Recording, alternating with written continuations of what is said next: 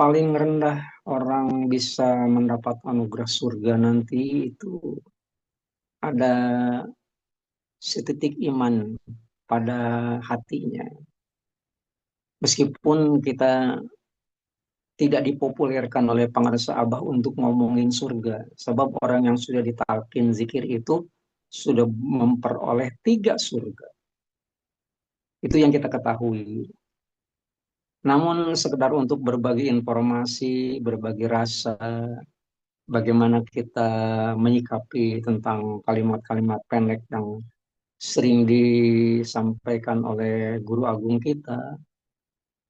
Pada dasarnya masih ada atau tidak iman di dalam hati kita.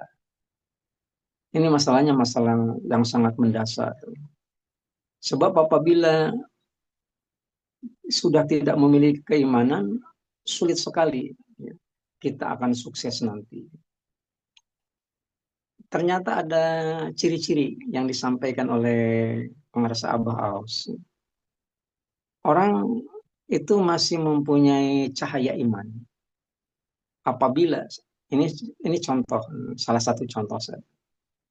Menurut beliau, seseorang itu masih mempunyai eh, cahaya iman pada hatinya.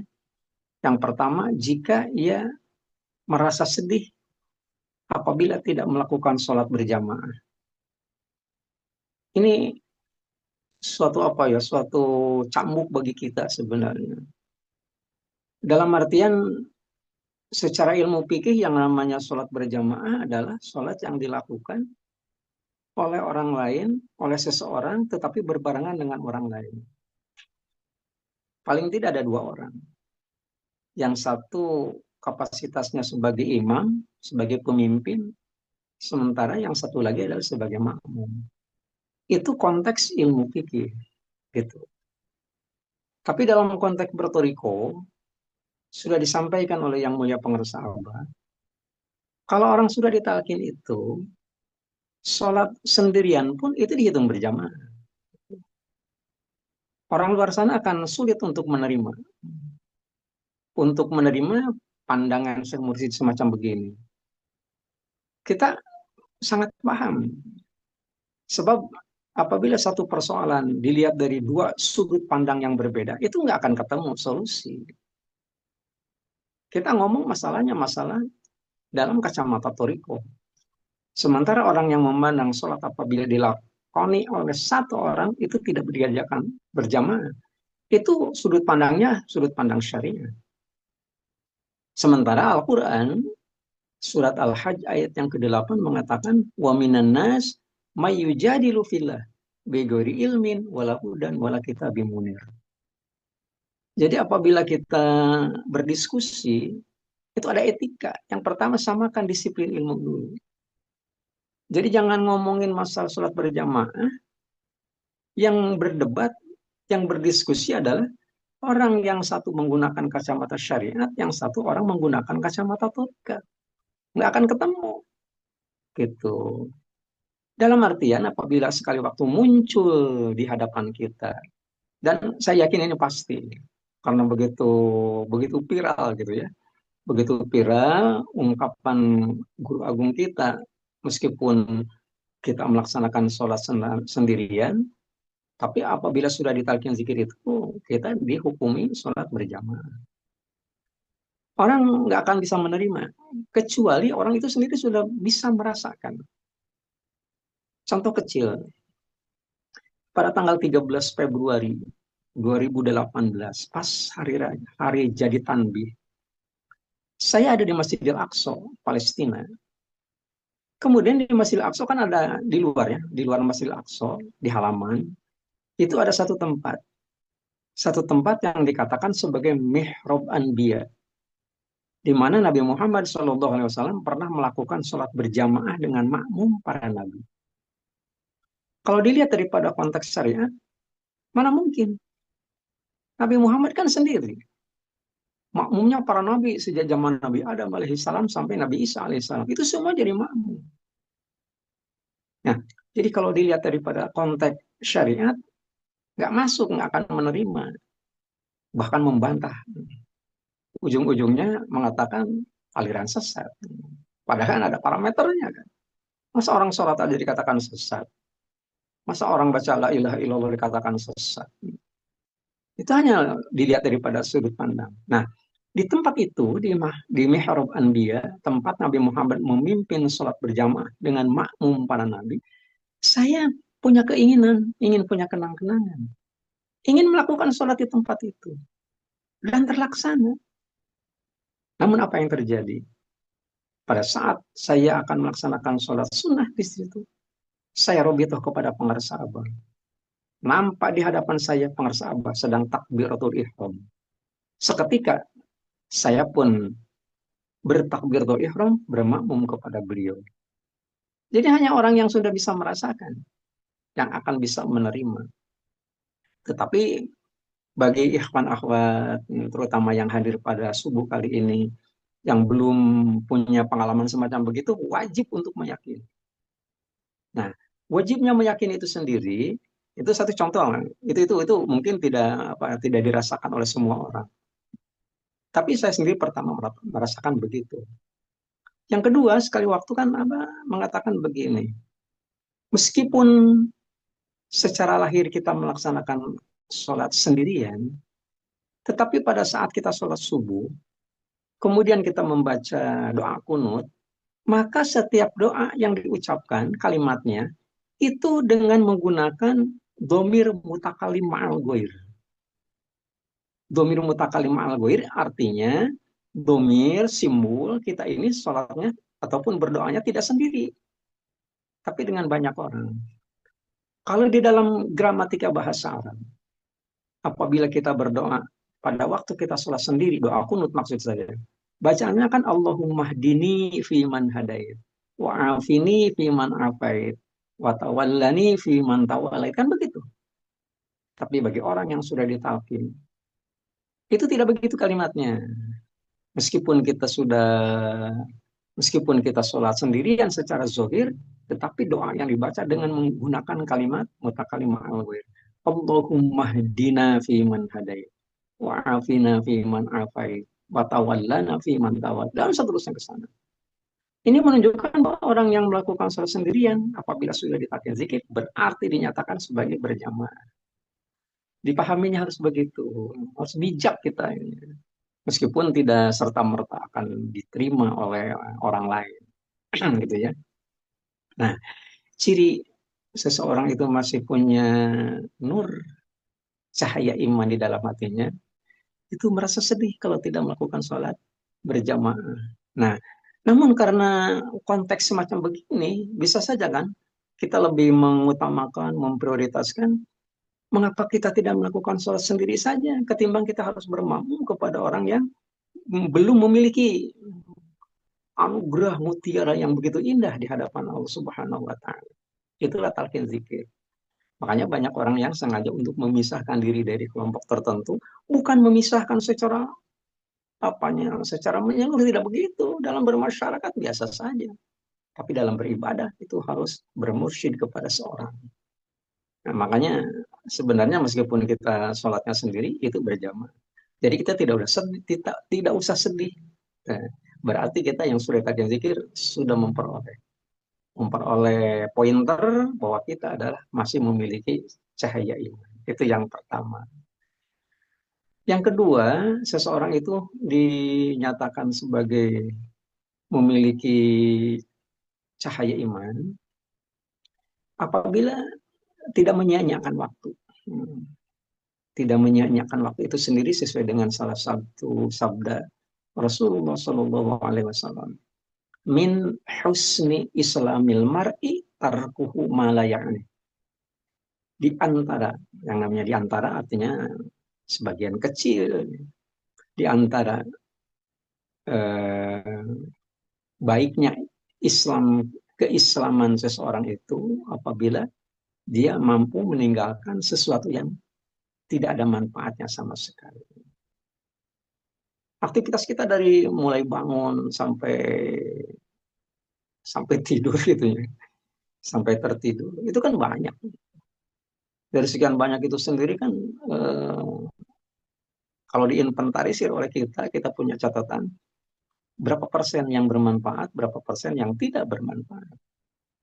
Nggak ada yang tahu kecuali kita sendiri. Kalau dulu mungkin orang menerjemahkan telunjuk kita itu bermaksiat manakala nunjuk-nunjuk orang.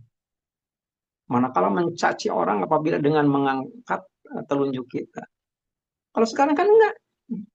Cukup megang HP, kemudian telunjuk kita dipijitkan kepada keyboard.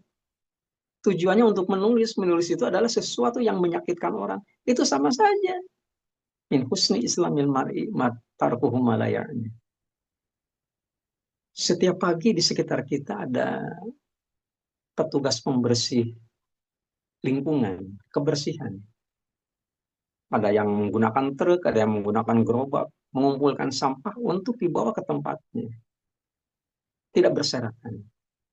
Makanya ada satu pameo yang mengatakan, buanglah sampah pada tempatnya. Yang perlu dibuang itu bukan hanya sampah lahir.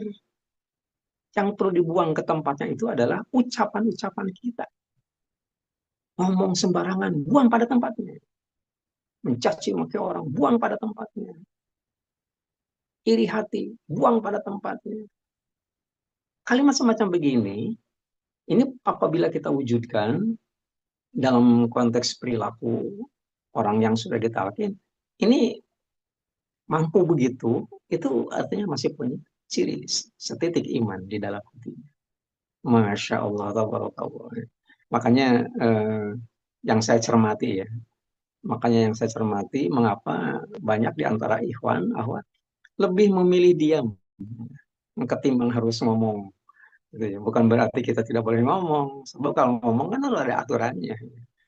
Tuh, kan kita dianjurkan gitu. Malah ciri orang yang beriman adalah ngomong gitu ya. Man kana yu'minu billah wa yaumil akhir falyaqul. Kalau kita merasa sebagai orang yang beriman, ngomong, ngomong, kita jangan diam. Hanya saja begini maksud saya. Jangan sampai ada ayat Al-Qur'annya. Fama ba'dal haqqi illa dhalal. Apabila yang muncul, apabila yang diomongin banyak orang adalah kesesatan, adalah menjelek-jelekan, kita jangan tinggal diam. Kalimatnya kan begitu. Dalam Al-Quran gitu. Fama badal haqqi ila dhalal. Kalau kebenaran tidak dimunculkan, maka yang akan merajalela adalah kesesatan. Hmm. Jadi kalau ada orang ngomongin, maaf, yang banyak viral gitu ya. Umpamanya ngomongin kejelekan Abah, kita jangan diam. Dilawan oleh kita. Dilawan oleh kita bagaimana caranya? Banyak caranya. Contoh kecil, apabila saya memunculkan satu apa namanya di akun saya umpamanya memunculkan satu sebut saja semacam gambar abah ataupun saya nulis ada tulisan, jangan pada diam, jangan hanya sekedar buka, diklik, ada like, kemudian paling tidak ada jawaban, ada komentar, komentarnya nggak usah panjang-panjang, cukup begini, terima kasih, itu kan sudah ada respon. Jadi dalam artian orang yang mau apa namanya orang yang mau mencela pengusaha juga kalah banyak, paling tidak semacam begitu. Jadi fama badal haqi ila dhalal. Nah, jadi kalau di dalam konteks ada tidaknya ciri iman di dalam hati kita itu sendiri adalah manakala di hati kita itu masih ada satu himah, ada satu kekuatan yang tidak akan menyia-nyiakan waktu. Kira-kira semacam begitu. Nah, ini kan saya hanya apa namanya mengerucutkan apa yang disampaikan Bang Resah. Nah, yang ketiga eh, untuk sementara aja yang ketiga gitu ya, karena ini kan terbatas waktu. Sementara yang ketiga adalah seseorang itu masih memiliki nur ataupun cahaya keimanan di dalam hatinya, manakala dia diberi kemampuan untuk istiqomah memanfaatkan waktu pada sepertiga malam terakhir. Begitu. Kalau malam kan dibagi-bagi.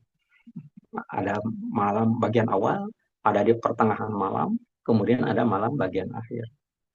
Hmm. Kalau pengarsa Abah kan sudah membagi-bagi waktu itu. Kapan kita harus melaksanakan sholat, malam, kapan kita harus mandi, taubat dan sebagainya. Tapi kalau melihat sinyal di dalam Al-Quran, ada amaliyah yang harus dilakukan pada bagian akhir, pada waktu malam. Kita kan di bagian awal tadi sudah ngomongin masalah uh, 3 surga yang sudah kita genggam, gitu ya. Kemudian ternyata nih, orang tidak sembarangan bisa menjadi penghuni surga itu nggak sembarangan. Ada modal, dan modalnya itu harus, kalau kita harus ditebus ya, tiket untuk bisa masuk ke surga itu harus ditebus. Itu bisa tidak dengan menggunakan kata-kata, itu bisa dengan menggunakan amalia. Apa contohnya? Surat Az-Zariyat ayat yang ke-17 mengatakan bahwa kanu qalilam minal laili ma yahja'un. Calon penghuni surga adalah ternyata kalau pada waktu malam hari tidurnya nggak banyak. Qalilam minal laili ma yahja'un. Sedikit sekali. Nah, jadi orang itu masih punya seberkas cahaya iman manakala istiqomah bangun malam, memanfaatkan waktu sepertiga malam terakhir. Gitu. Bukan hanya sekedar bangun, ada yang harus dilakoni oleh kita. Apa itu? Ayat ke-18. Ayat yang ke-18 surat Az-Zariyat mengatakan, wabil ashari hum yastaghfirun. Dan pada waktu sahur, perbanyak membaca istighfar kepada Allah Subhanahu wa Ta'ala. Jadi bukan hanya pada waktu acara khotaman kita baca istighfar yang hanya 3 kali kadang-kadang. Ila rohi Imam Rabbani Al-Fatihah. Qul a'udzu birabbil falaq. Astagfirullahalazim paling 3 kali. Nah, artinya manfaatkan waktu sahur itu dengan cara memperbanyak membaca istighfar. Kalau dalam apa namanya sabda Rasul, tasahharu fa inna fis sahuri barokah. Bersahurlah kamu, sebab pada waktu sahur itu sendiri ada nilai barokah. Tidak mesti terjemahkan makan, tidak mesti diterjemahkan minum, tapi perbanyak membaca istighfar. Itu baru mendapatkan anugerah dari Allah Subhanahu wa Ta'ala. Kalau boleh saya kerucutkan, ternyata memang di antara kita masih memiliki ciri iman di dalam hati kita, ciri iman itu yang pertama, ternyata kita merasa sedih apabila tidak bisa melaksanakan sholat sendirian. Buang jauh-jauh. Kita ini sudah berjamaah. Yang kedua, kita ini meminimalisir waktu yang tidak bermanfaat. Apabila benar-benar tidak bermanfaat, buang sama sekali. Yang ketiga, manfaatkan sepertiga malam terakhir untuk memperbanyak membaca istighfar. Demikian, meskipun tidak terlalu sistematis, mudah-mudahan bermanfaat bagi kita. Paling tidak kita tahu apa yang harus kita lakukan dan apa yang harus tidak kita lakukan agar hari ini bisa lebih baik daripada kemarin. Mengamini doa paten pengarsa Abah. Allah berkahi semuanya. Allah berkahi segalanya. Allah berkahi selamanya. Dengan karomah guru agung yang mulia pengarsa Abah radhiyallahu anhu wa qaddasa al-Fatihah. A'udzu billahi minasyaitonir rajim. Bismillahirrahmanirrahim. Alhamdulillahirabbil alamin arrahmanir rahim maliki yaumiddin. Iyyaka na'budu wa iyyaka nasta'in ihdinas siratal mustaqim. Siratal ladzina an'amta 'alaihim ghairil maghdubi 'alaihim waladdallin. Sekian kurang lebihnya mohon maaf. Wassalamualaikum warahmatullahi wabarakatuh. Waalaikumsalam warahmatullahi wabarakatuh. Allahumma